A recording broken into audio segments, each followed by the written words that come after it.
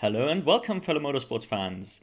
It's been a while and it's going to be a bit different today, and I want to start there. First of all, apologies for not really uploading anything in the last month, but I've got a good reason, which is I've been hit by a car and I've got a broken leg, so I can't really sit at my desk long enough to get any meaningful work in terms of editing done. So we are going to try something a little different today, which is going to be more like podcast style, me talking about recent results. I'm just going to be streaming my screen, which is, looking at results the way I usually do, but we're going to do it together this time and talk about everything that happened and some news as well. And yeah, let's get started. Let's try to cover it all.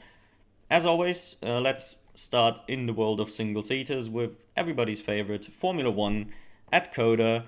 Not really too much to say about it because all the results were kind of expected, but I guess the big talking point of the week was really the disqualifications for both Hamilton and Leclerc, because both Mercedes and Ferrari sort of didn't set up the car properly according to the rules with too much wear on the bottom. So yeah, unlucky, I guess. Ferrari in particular just continues to disappoint whenever they have a car able to compete. Um, yeah, they did ruin Leclerc's strategy anyway. There wasn't really anything for him to do. So the disqualification, while it hurts, wasn't even the biggest fuck up they had all week. So yeah, Formula One, I guess. I don't want to stay there too long anyway, because first of all, season's done. Second of all, out of every series I could possibly cover, this is the one everybody has seen anyway. So let's dive right into the more exciting world of feeder series, which I absolutely love. And finally, for the first time ever, we got to watch F1 Academy Live, the new F1 feeder series for women in particular. Streaming it live on YouTube was an interesting decision because the chat was, chronically mentally ill all around. Most people watching have never seen a feeder series race in their life before, it feels like, because people were complaining about the cars being too slow, which is, yeah, there are four cars, more or less. What did you expect? Yeah, they're going at F4 pace, which is appropriate for the grid competing. So I don't know what people were expecting. I definitely had fun. I thought the racing was pretty good, questionable at times, and obviously track limits don't exist at Coda when it isn't F1, which is weird to watch, but you get used to it. I don't know. I was pretty happy with it overall. We got to see Marta Garcia secure her pretty dominant or at least convincing title. Lena Bühler also, you know, did present herself well, I suppose. Obviously, both aren't exactly the most interesting female prospects ever, just due to their age, but I do hope they end up in a better series next year to actually prove if they have improved significantly, if they are any good now or not compared to their male opposition. More interesting for me though in your weekend was I guess Jessie Edgar finally getting her first win.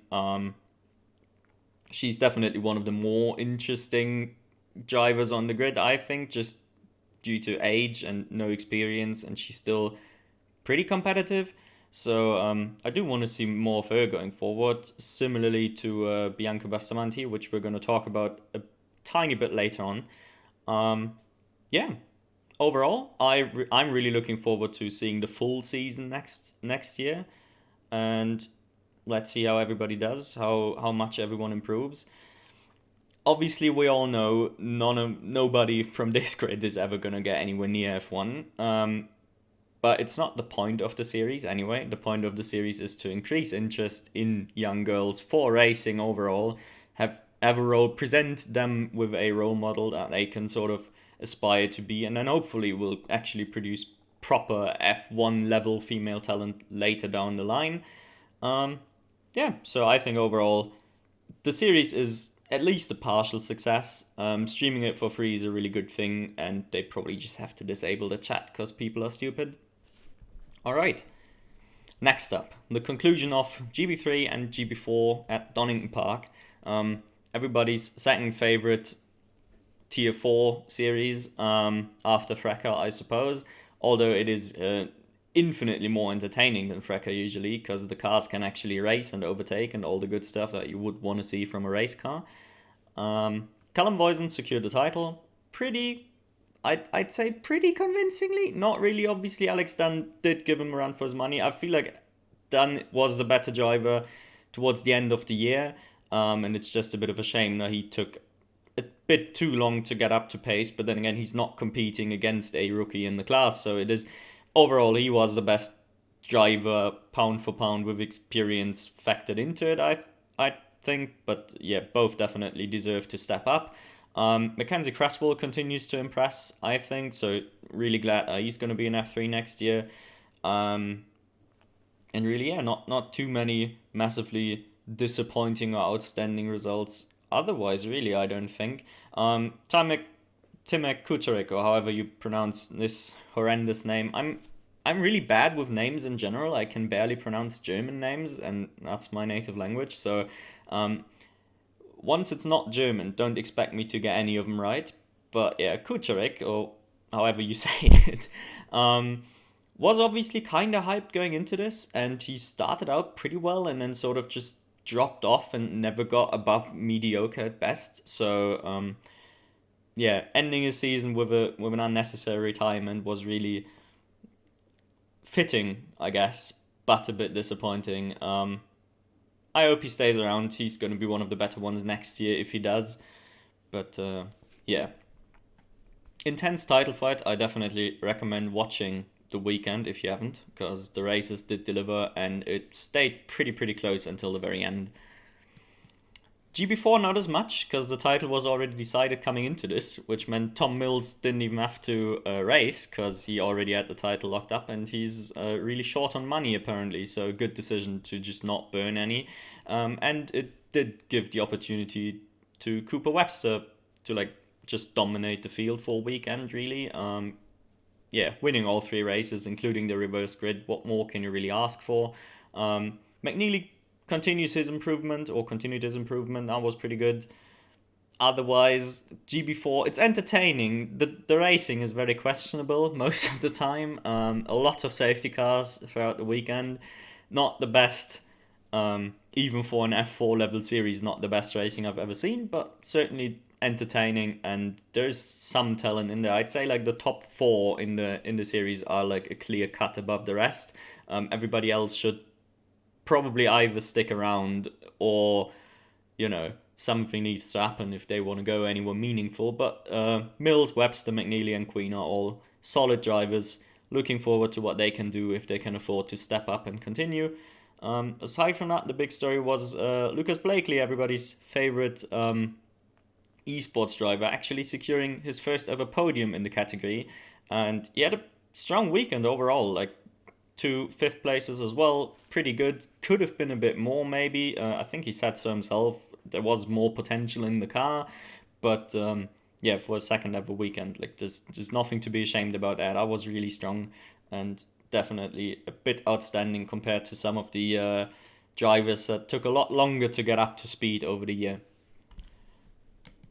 Next up, FRECA, which I've got a love-hate relationship with the series, because on the one hand, the grid is really stacked every year. It's got Kimi Antonelli on it, I'm a massive fanboy, so I definitely look forward to watching it every weekend.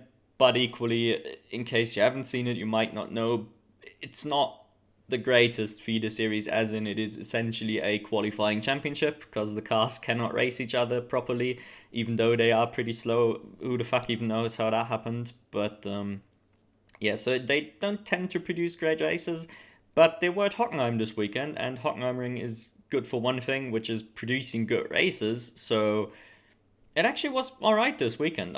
It wasn't too bad. It was entertaining. There was some overtakes. Kimi didn't have the greatest weekend ever.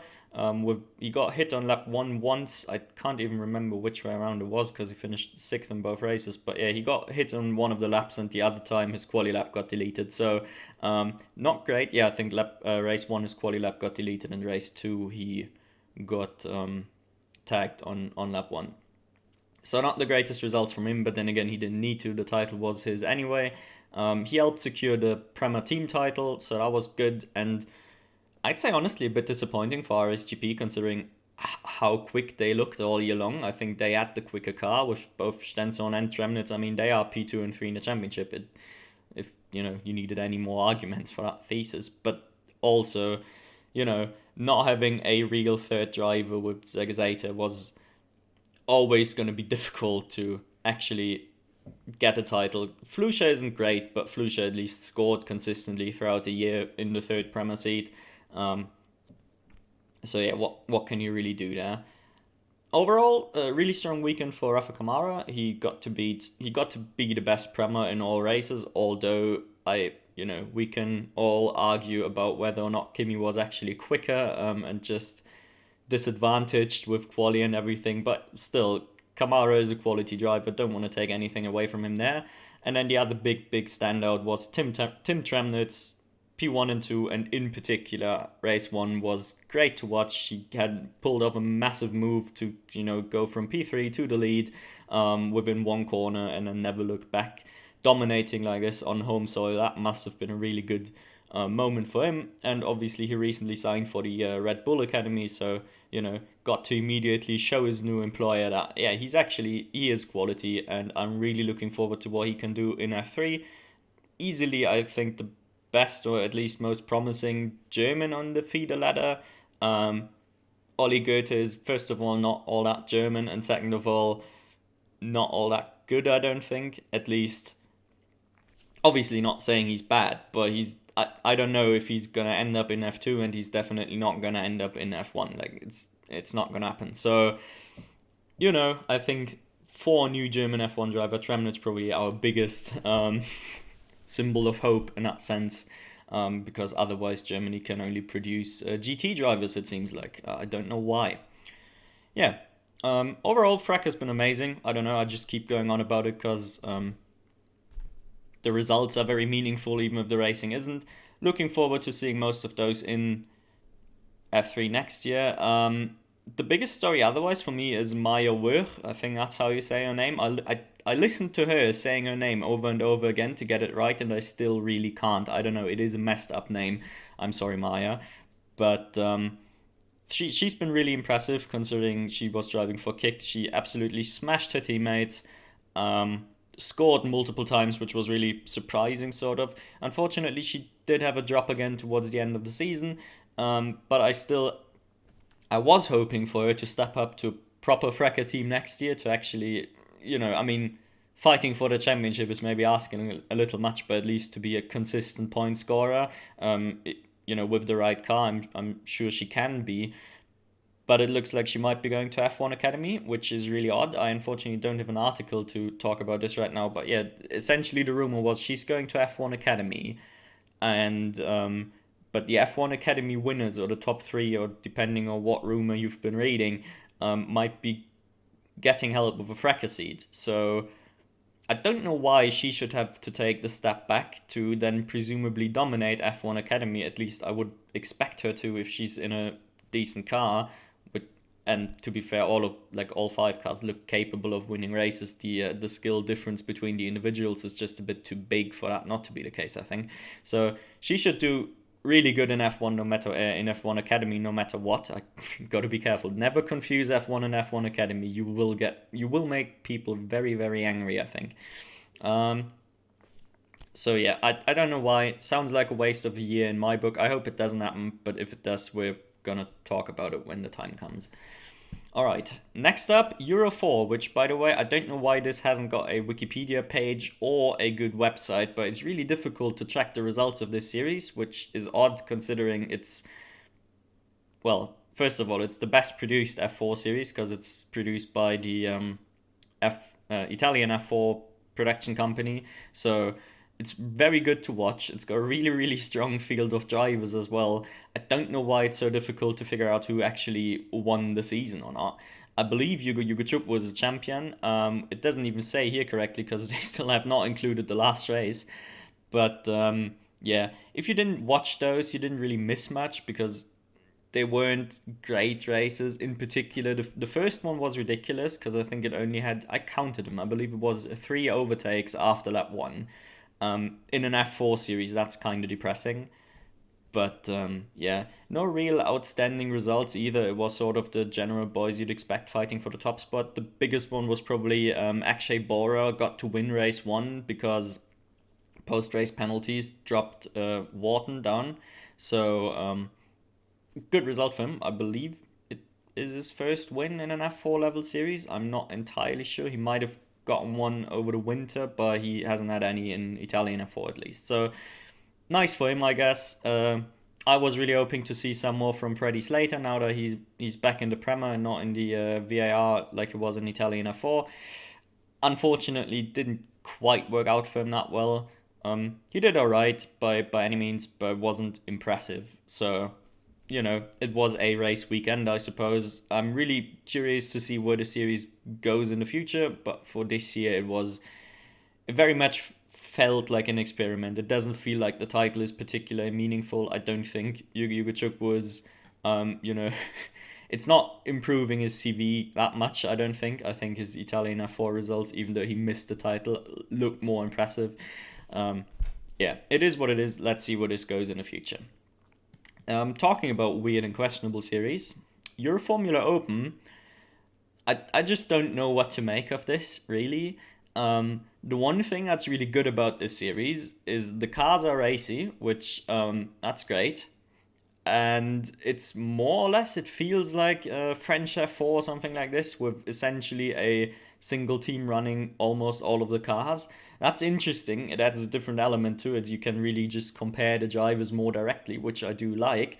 The massive downside, obviously, is there's only like 6 cars racing every weekend. I believe it was, yeah, it was 6 proper cars, and then one of the gentleman drivers driving in one race, I believe. So not great to watch, Also not particularly meaningful for the drivers. But then again, a lot of them are rumored to be ending up in better places, doing F3 tests, doing Indian X tests and whatever. So,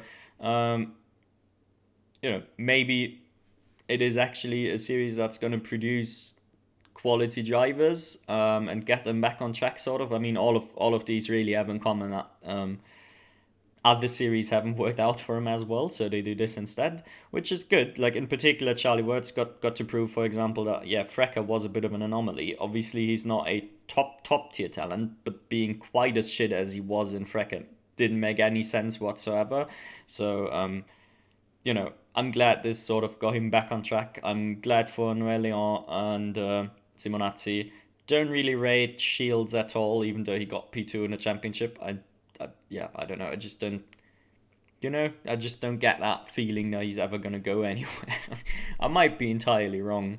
And then yeah, Zuzunoda was a good reason to tune in every now and then, but then obviously they pulled out after she didn't get a weight advantage over the boys anymore. So that was a mess altogether. Really, if the most interesting point about your race weekend is one of the drivers showing up in chat, yeah, it's not ideal, to say the least.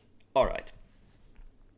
And then last but not least, out of the single-seater world, I didn't watch this one because I don't even know if you can watch it anywhere, but I still try to keep up with Chinese F4 to at least, get used to the names already in case they go anywhere next year. And it looks like Rodriguez and Kaishun, let's hope that's how we pronounce them, continue to do well. In particular, Rodriguez has been on it every weekend I've seen. So, without actually seeing the races.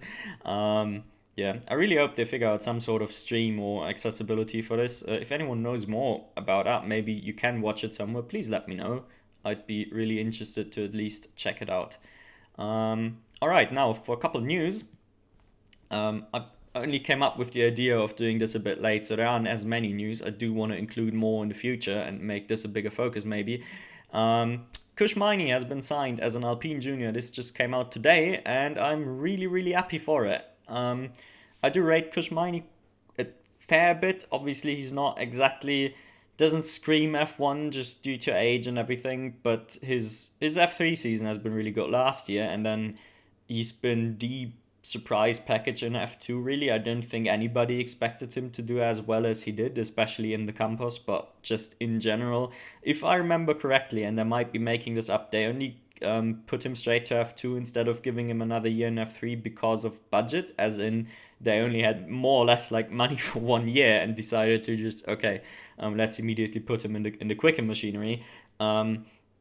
If that's true, that's certainly massive risk, and I think it definitely paid off. He looked very capable in F2. Like, most impressive was maybe how quickly he adapted to the car. That was really, really good. And obviously going up against Boschung is interesting as a teammate, because we all know he's not never getting anywhere near F1 after how many years in F2. Like, that's just not going to be a thing. But equally, he is just a known quantity. He's proven, he's decent, he's not terrible. Like, he's no bad driver. He's a very good sort of yardstick to measure how good mine is. And yeah, I guess Alpine came to the same conclusion. They actually like what they saw. Signing him is really good. There've been some comments like on the subreddit and stuff, people arguing it doesn't make sense for Alpine to sign him. I just want to point out, yeah, obviously I don't think they are looking at him as an actual F1 option, but I very much think or expect them to use their junior program as a pipeline for their upcoming hypercar program as well. At least that would make a lot of sense to me. So, well, I'd do it if I was running a hypercar in an F1 program, but maybe that's why nobody's giving me that opportunity.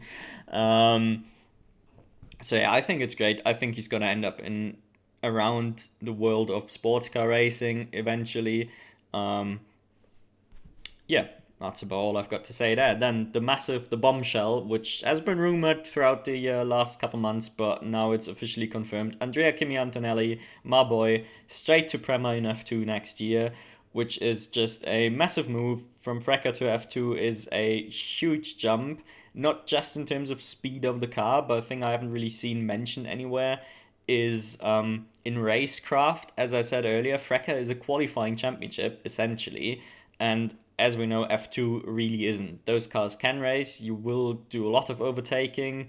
It's a very different tire game immediately, because, well, FRECA doesn't really have that level of tire management that you see in F3 and F2. So let's see how well he does.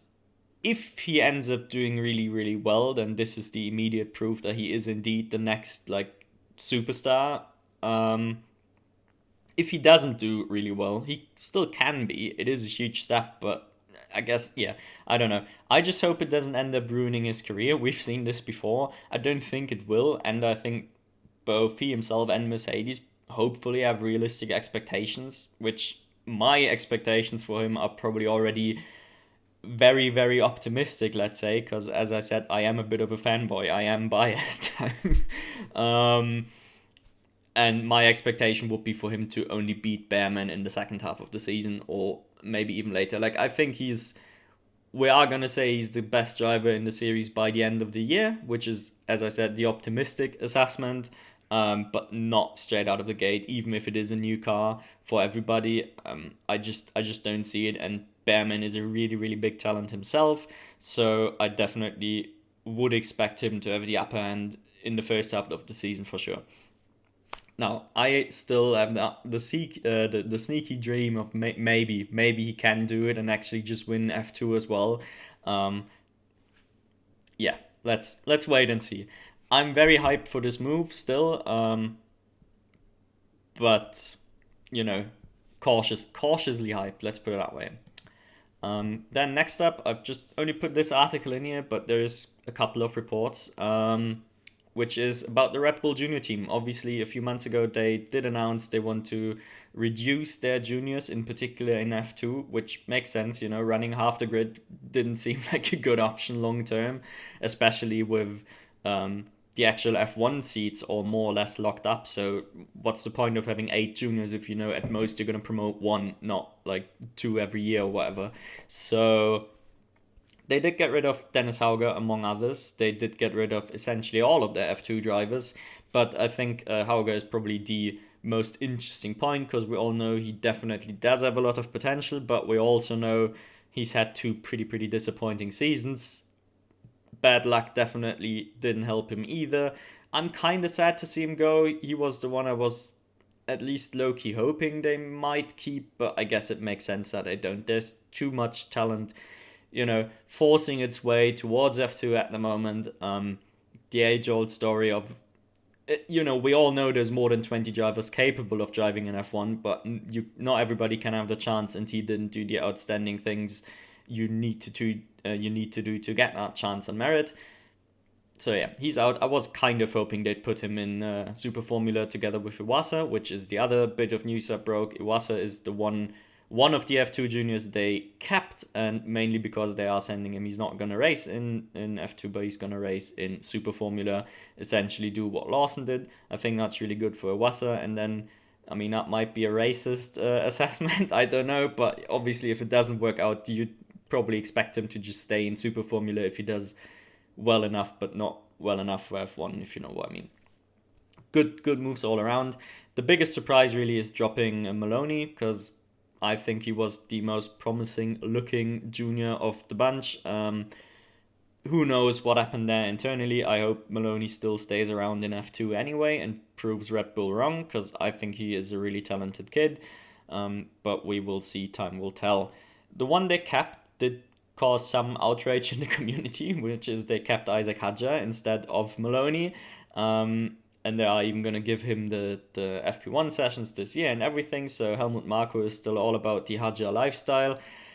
I personally, I guess I get it a bit more than most people seem to do, because if you just look at his results, it doesn't make any sense.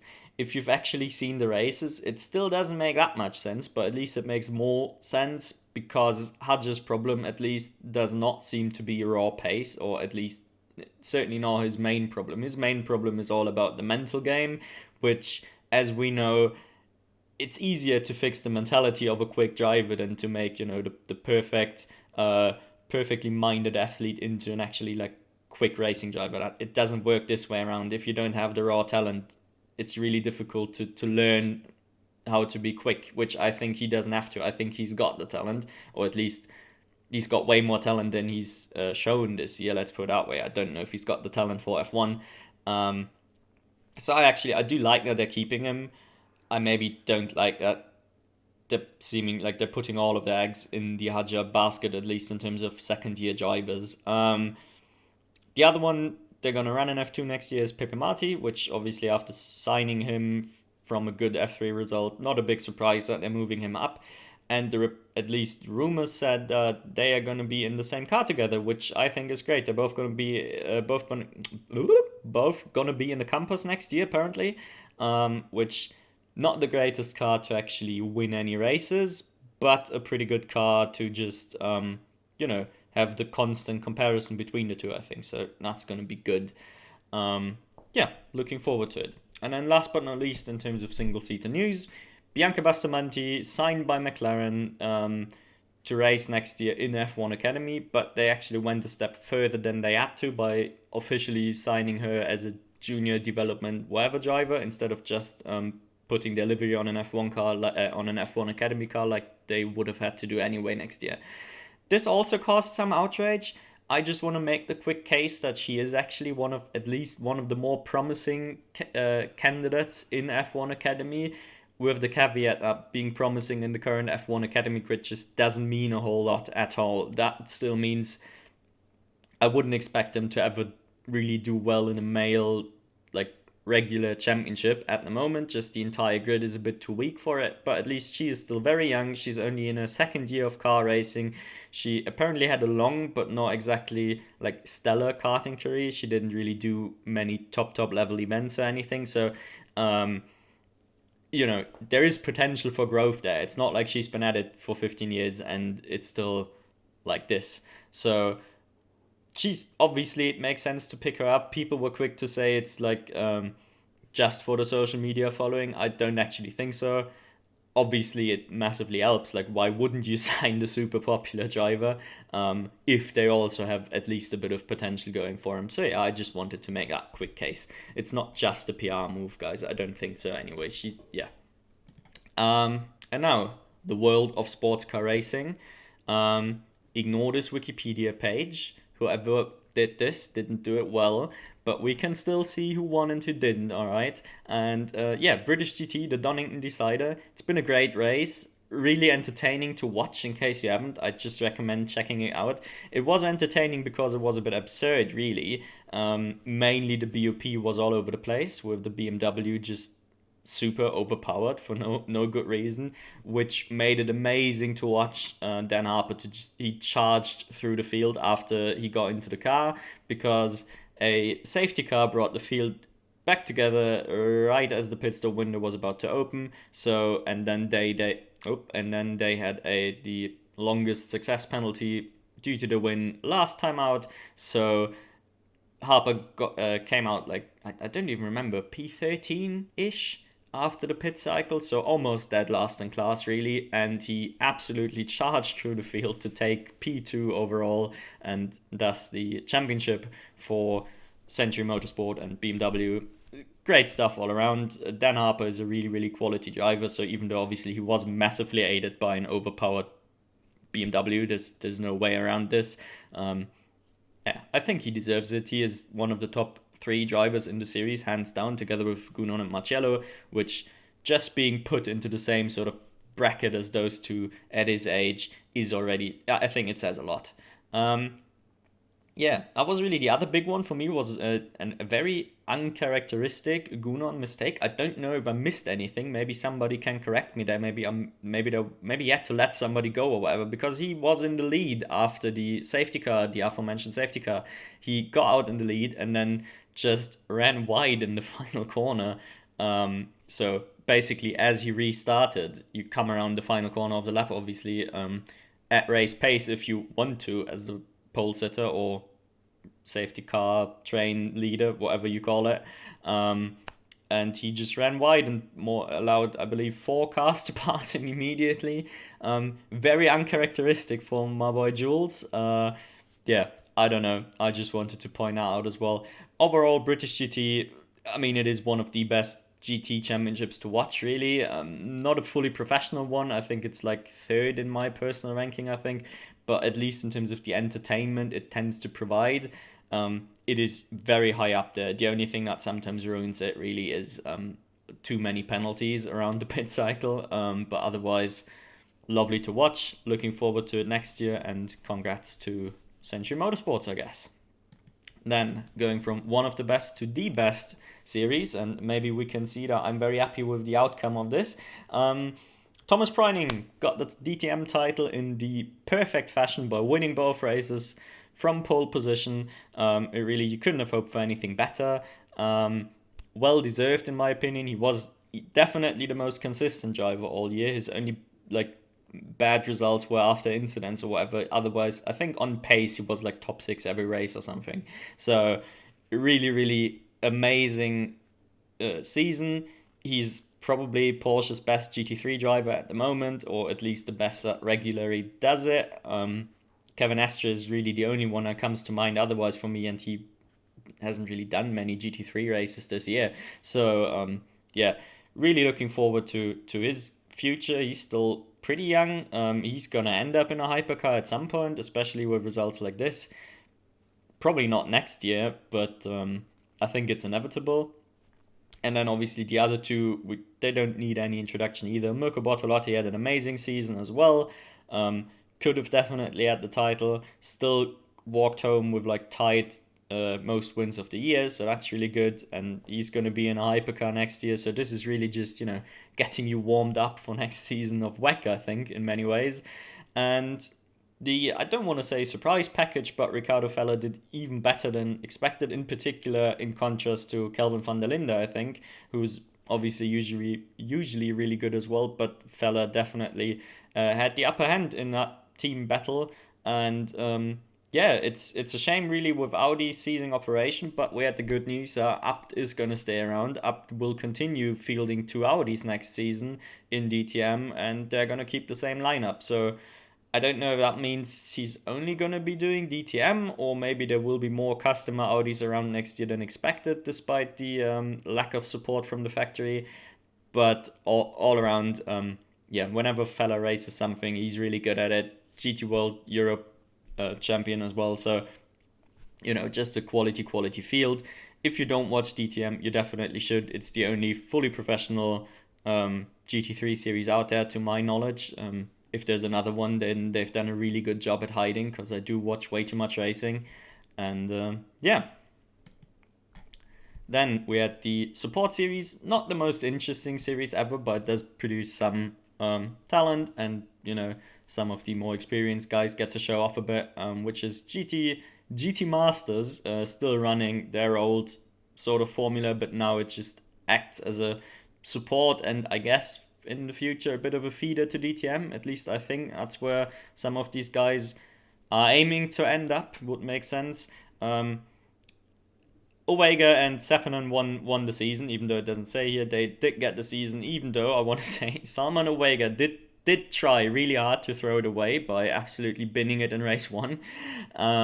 They still just about secured the title. But for me, really, I don't know. Few interesting notes of this, like Benjamin Highties. I don't think he really needs to do more to prove himself, but he could use this to really prove himself. He's been rapid all year in this. And then Finn Gersitz, who I'm turning into a big fan of. He's still super young and inexperienced, so he's definitely no star or anything just yet. But I think he's had a really, really good season, and I'm looking forward to seeing more from him. And yeah, I think that's all the talking points here. Really, just wanted to say it also finished.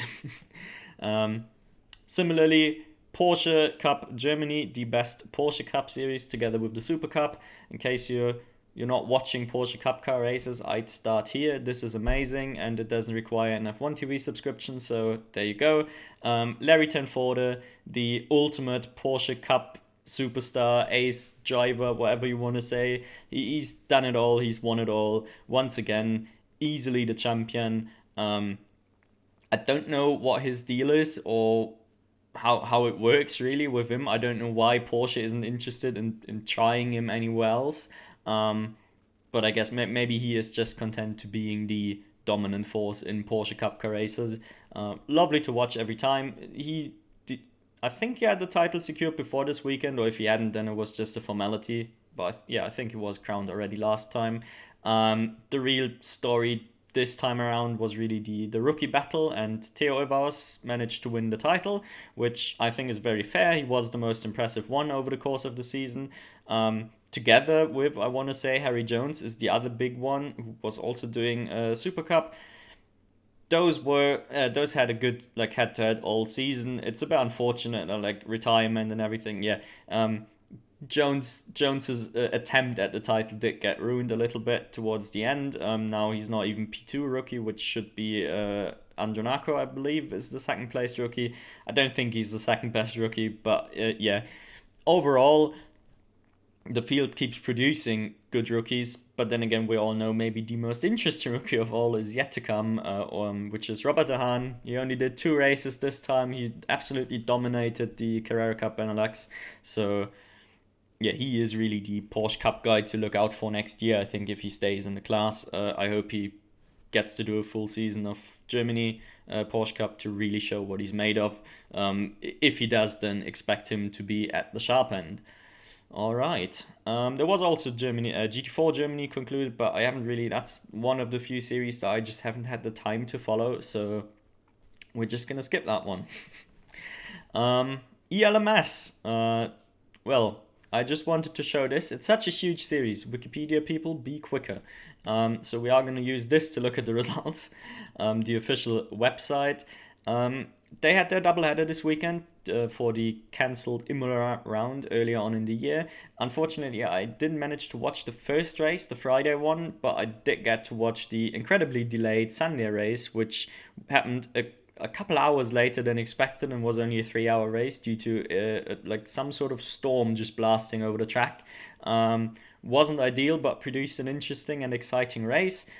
Really, the big story for me in terms of individual performances was Malte Jakobsen continued to he is flying whenever he gets into that cool racing LMP2.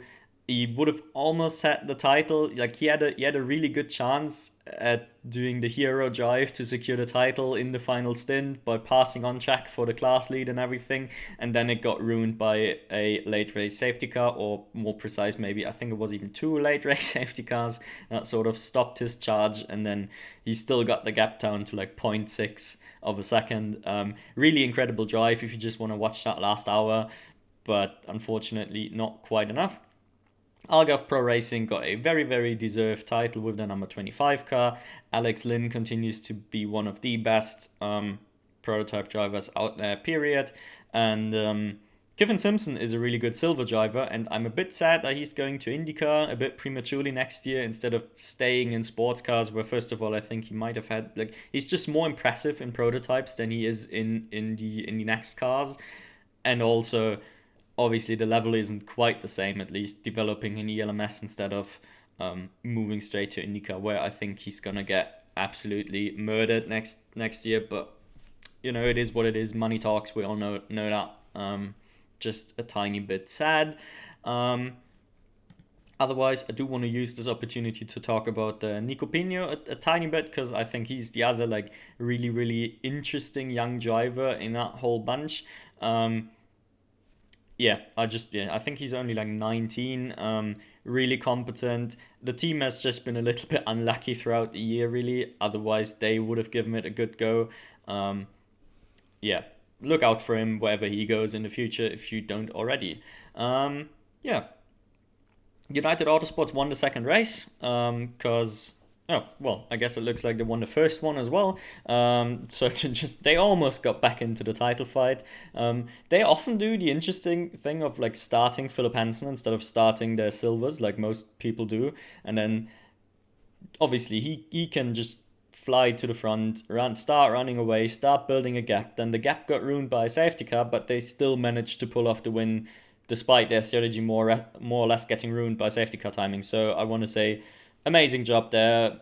But then again, if you have both Philip Hansen and Ollie Jarvis in the same car, it will always look a bit like a cheat code. It's not entirely, but it is close to the Gunon Marcello combination in a GT car. It just feels a bit unfair to the other competitors, if you ask me. Yeah. LMP3 Championship I don't even want to talk about because it's a mess. The M Championship we've talked about already with Malte Jakobsen just missing out. It's actually the AF Corsa one actually got the title in the end, which is, I want to say, almost underwhelming. But then again, I guess with Francois Perrotta, they've got one of the better bronze drivers in the field at least. They've got that going for him. I don't think the car, the team, everything has been hugely impressive over the year, but I guess maybe I haven't been paying attention to him enough because they clearly did something right. And then my true favorite, or I guess the favorite also for the title, really, especially after the season opener, was Racing Team Turkey. Salih Yoloc, probably the best bronze in the category, I'd say. And then Louis Delatraz, just one of the best prototype drivers overall, easily. And they just got really unlucky, got hit by a GTE car early on in the race, and that was the end of that. Bit unfortunate for their title attempt. And the good old...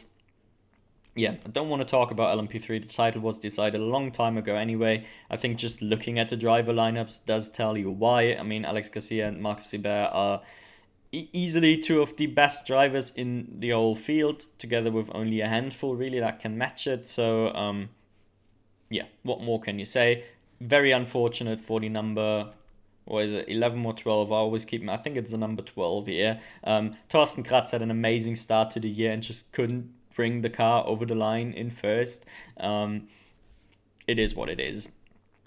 And yeah, the GTE Championship, that was a very close one, if I remember correctly, on track as well. But in particular, well, we can see the standings were close before the race, but the number 16 with Picariello as the ace driver, they did secure it for Proton. Everybody's favorite actor turned Porsche racing driver, unfortunately, once again involved in chaos and carnage and damage, and had to retire the car, I believe, or at the very least they lost a few laps.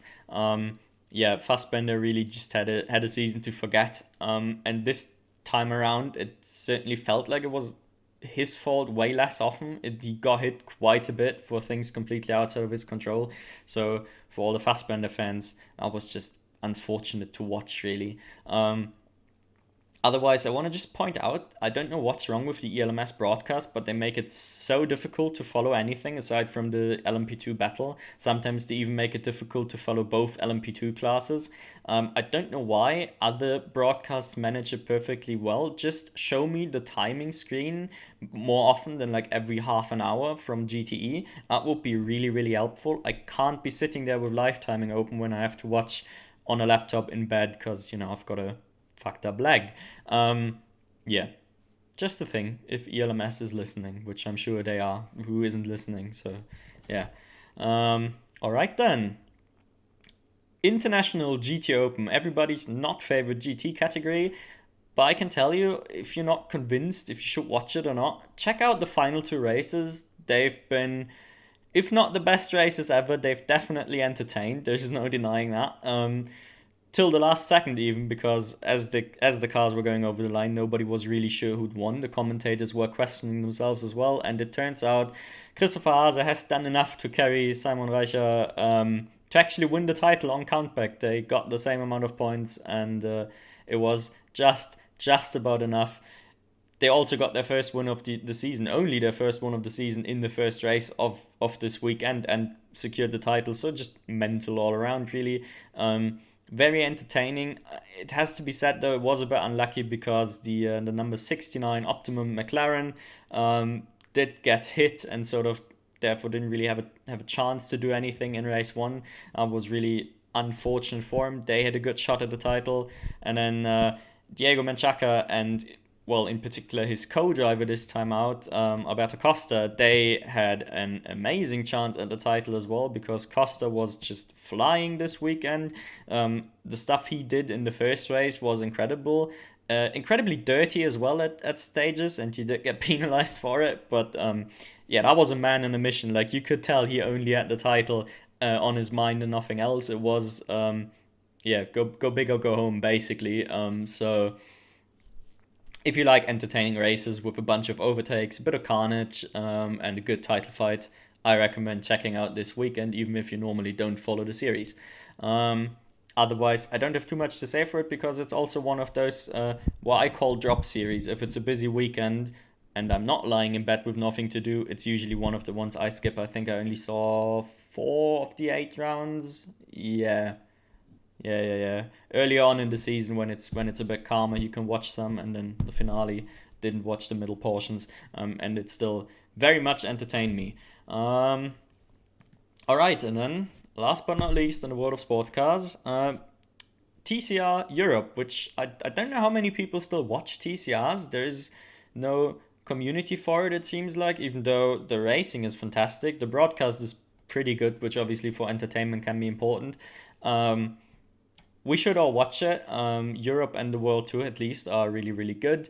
And this one did feature a heartbreak. You can see it here with the DNS. It was really heartbreaking. Kobe Powell's 18-year-old talent, really, really good, going up against Tom Coronel for the title, the 50-plus-year-old legend of the sport, in the same team. Like, it should have been an epic clash. Powell's won the first race just out of Coronel. Like, hard-fought battle all race long. It was really good. And then he couldn't start the second race because the car just had a problem on the formation lap, and he had to retire before it began. That was really, really heartbreaking for him, and I'm sure for everybody involved in that project. Deserved title still for Coronel, don't get me wrong, but it should have been an epic showdown, and we've been robbed there. The cruel nature of car racing, really. Yeah. Instead, Ruben Vogt got to win, which I also like to see. He's a pretty young guy from Estonia. I think it is his second ever win, if I'm not forgetting anything. Pretty good stuff, but yeah, slightly underwhelming compared to the fireworks we've seen all season long. If you don't watch TCR at all, do check it out. There's the TCR World Tour coming up now that everything else is slowing down with all the seasons concluded. Give it a go. Trust me, you won't regret it. Okay, some news. Unfortunately, as I said earlier, didn't quite collect them all. This was just what I could remember now.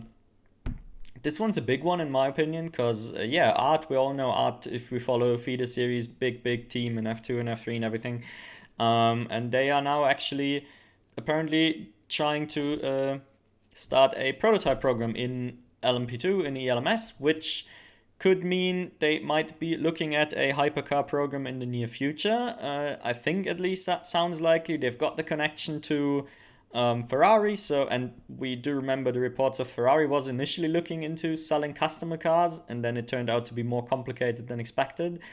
But yeah, so that is at least my personal theory for why they might be doing this. I think they, yeah, maybe there's some talks about a 2025 customer program, and this is the prep work. And then the other interesting bit that this could mean as a bit of crossover between single seaters and sports cars, there's the push air problem with Theo probably winning Formula Two. Well, at least something drastic would have had to happen for him not to win the title now, and we all know there's not going to be a seat available for him next year in F1 anyway. He could obviously do the Piastri and just do a full year as a backup development sim driver, whatever. But maybe his current team is trying to figure out a new home for him, because obviously they know how good he is. They know he's definitely one of the quick and exciting racing drivers out there, even if he doesn't make it to F1. So yeah, maybe he ends up in ELMS. Who knows? I wouldn't mind it. I think that's better than just sitting around for a year. Then, heavily rumored already, but now we have the confirmation. The Ecodis ASP team is leaving GT World Challenge and Mercedes as their partner or car brand in favor of running the Lexus program in WEC, which is sort of exciting news, really. Sad for the GT World Challenge side of things, definitely, but then again, we know Marcello's more likely than not going to stay around anyway as well, so they would have had to restructure the whole thing. I think it's good they ended on a high note, even if they just about missed out on the sprint title. They still had a very successful year, and they now can run this amazing program and good looking race car. Yeah, I'm all for it, and hopefully it's going to feature Rita Momiata as one of the drivers. Is at least my hot guess. I don't know if anything has been announced. And then last but not least, staying on the topic, the 2024 WEC field, at least it's been reported by Daily Sports Car, who as always the best source of information for anything sports car, hence the name. They have at least provided a complete list of cars they expect to be entering, which I believe it would have been 18 hypercars and 18 GT3s full season. And I mean, we all more or less know the hypercars already. The most interesting points being Glickner has confirmed they're not doing anything next year, and the new privateers, which I keep forgetting their name and I definitely can't pronounce it. Isotta Frassini. Yeah, I'm trying to do Italian. Isotta Frassini. Yeah, I can't. Anyway, they are only permitted to run a single car. There's only going to be a single caddy, which is the biggest shame in my opinion. And yeah, and now my okay, this might be a bit awkward. Hope we could still hear anything, because now my recording device just died. Battery dead. Brilliant. Okay, excuse the terrible sound. We're going to be done in a second anyway. Yeah, the GT3 cars speculated to enter. I believe the big news was no Mercs on it, and Audi is trying to get back in, but obviously they're not going to be a full season entries. Centerlock is just trying to qualify their Audis via the Asian Le Mans series, and yeah, no Hondas. Yeah, they've been rumored, no Hondas. I don't know why they're even bringing up the Bentley. That was clear from the get-go. But yeah, I really think for me the big news was definitely no Mercedes, because the other rumor was Ecodis ASP trying to run the Mercedes WEC effort, but apparently they have not been permitted, which makes sense because they're not building a hypercar, and yeah, there's not a lot of space. Okay, let's skip rookie test. And yeah, last but not least, just a quick look at MotoGP, which had two interesting things really this weekend, or well, maybe we can say three. First of all, Martin Jorge Martin just about bottling it after leading all race long in the GP, and then getting passed by 4 people on the final lap because his soft rear tire strap didn't quite pan out, and yeah, he just had nothing left to fight with. That was disgusting and disappointing and set him back in the championship quite a bit. Um, the other bit was the sprint race just didn't happen, and the GP instead happened on the Saturday for weather-related reasons. And then last but not least, my favorite sort of thing to happen, favorite little storyline was Fabio Di Giannantonio picking up the pace now that it's confirmed that he doesn't have a contract for next year. He's already been good and has overachieved last time out with a 4th place, and now he, won up a little and actually secured his first podium in MotoGP. A little bit late, some might say, but I'm just happy that he got to do it at least once. He showed that he is a capable rider, and even if he may or may not deserve a MotoGP seat next year, I guess at least we will remember him more fondly this way. And yeah, I'm sure he's going to do great wherever he is or wherever he's going to go next year. All right. Little bit cut short. I don't know. If I'm gonna edit this or how I'm gonna edit this, but you will know already if you made it this far. Otherwise, I just want to say thanks for watching or listening. Let me know what you think. If you think this is a reasonable format, if I can't edit anything, I hope you're understanding. you know, and I'll see you hopefully next week for some more race week review. But yeah, anyway, thanks for watching. Take care, and remember, racing is more than just F1.